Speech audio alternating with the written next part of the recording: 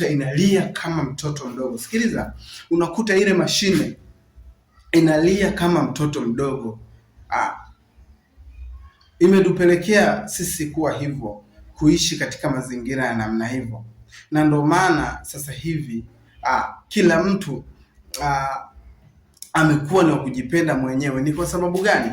Ni kwa sababu shetani ametufanya kwanza sisi kama sisi binadamu kwanza tusiaminiane, tumuone mwenzetu ni mbaya, lakini mimi ni mzuri. Yaani nimuone mwenzangu ni mbaya, alafu mimi nayemuona mwenzangu ni mbaya nijione mimi ni mwema, lakini na mimi tena kuna mtu anayeniona mimi ni mbaya.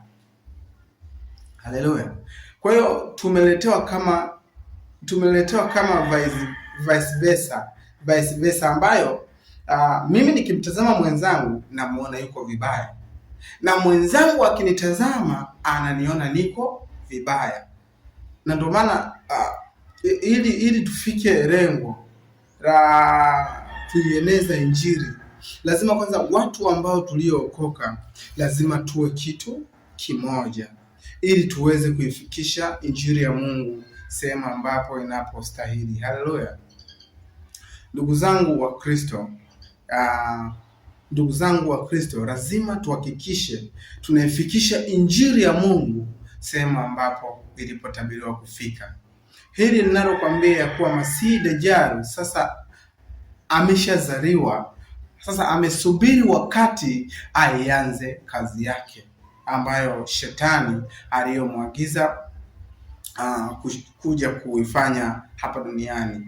Ndugu zangu, na ndio maana ukizungukia katika baa nyingi zilizoko duniani, wengi wanawake unakuta wanasagana, wanaume kwa wanaume wanaoana.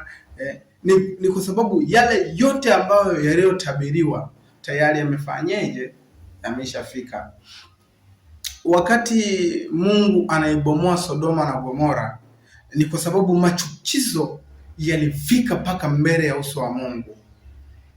Unajua iko hivi, hata mtoto wako akakosea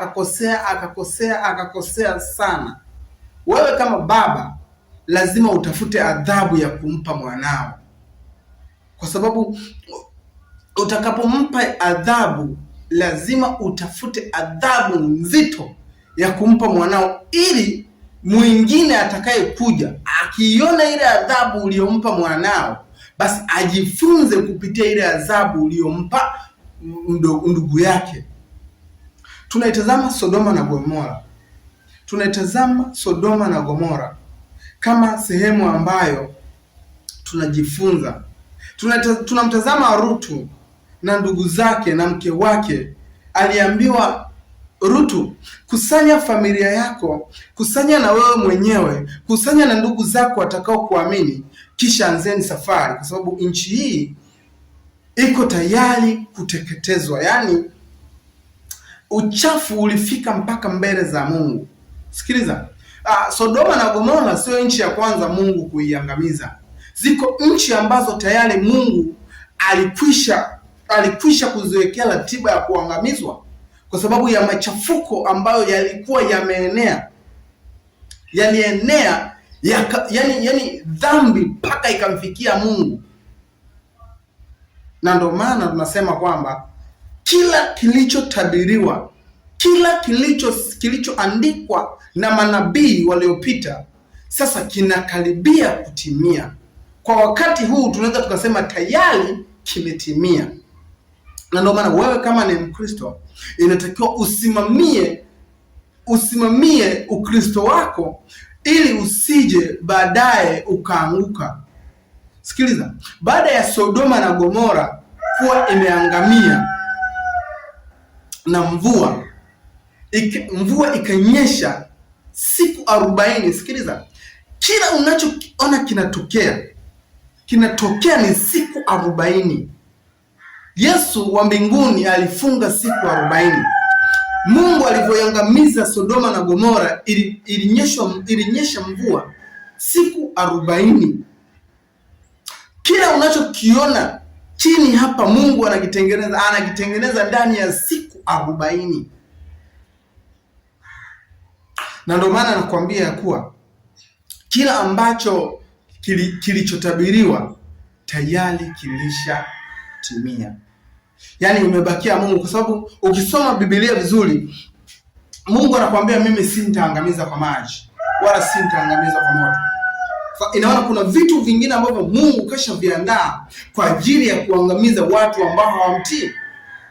Kwa hiyo ili wewe usije ukaangamia, ili wewe usije ukapotea, ili wewe usije ukajiona kuwa labda Mungu amekuacha, lazima ujue ya kuwa kuna vitu ambavyo lazima uvitengeneze ingali bado uko hai, ingali bado unapumua. Sikiliza, sisi wanadamu ni udongo.